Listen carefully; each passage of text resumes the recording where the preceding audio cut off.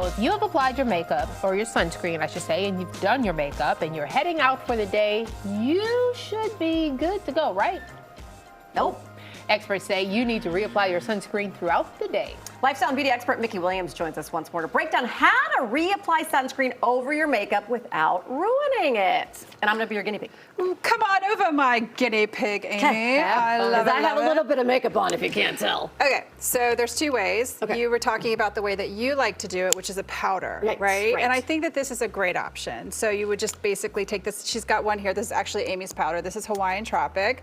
And you can either use this brush. Do you see that? It comes right out. Look at that. And you could basically just go ahead and do it. Make sure you get your hairline with these products too. You can also use this as, like, I always like to say, if your scalp is getting a little bit wet, it's a great product for there because it will actually work as almost like a dry shampoo. Will it change the color of your makeup? No. Do you see this one? This one looks like it's translucent. Yeah. It's going to be great. Now, if this is a physical block, which I assume it is because it's a powder that's going to sit on top of your skin, Tanya, it may read a little white on you. Yes. So what I like to do is say, listen, everybody's got a lotion at home, right? Yep. Like, come on.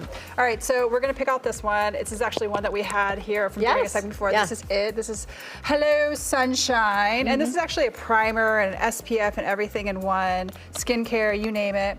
But what I like to do, and this is how I apply it to my son too. I'm not applying that product to him, but when I get his face, I go in, you can either use any kind of brush. Any kind, just take a makeup brush. I just wash these. You can see there's like old, I like to use like the older ones that I'm not really cycling through my product. You can use a bigger brush if you want to carry if you want to cover the area quicker, like if you're doing a kid, or if you have someone who's like more, Already made up. Yeah. Now, I also say if you do have a lot of makeup on, this might be a better option for you too, because it's going to be less dabbing and more of a fluff all around. Okay.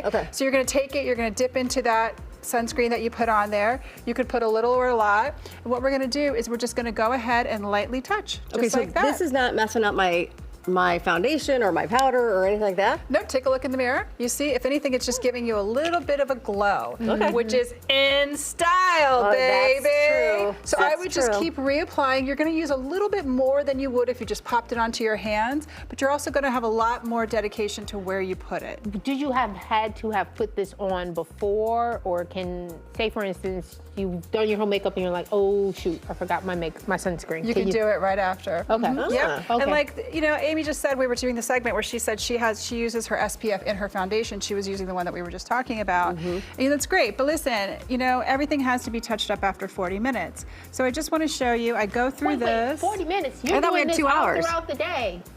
Well, I feel like if you're standing outside, 40 minutes is a good idea. Most sun SPFs will say you have to retouch from 40 minutes to 80, on, right? Okay. So I like to be neurotic about it, especially with my children.